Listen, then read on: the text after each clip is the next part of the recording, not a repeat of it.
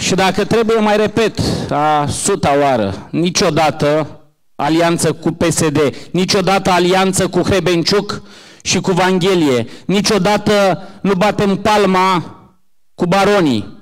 Avem un Hrebenciuc și aici, la Constanța.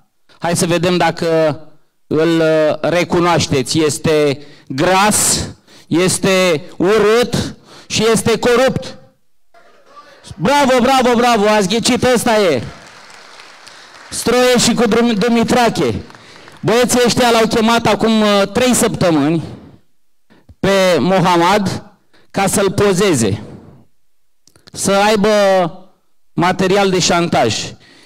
E bine că Mohamad stă de 41 de ani în România și a învățat disciplină și a învățat datina creștină și știe că trebuie să facă ascultare.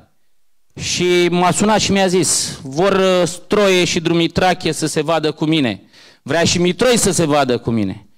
Și chiar i-am zis, vezi că ăștia o să te pozeze. Mergi cu hainele cele mai bune.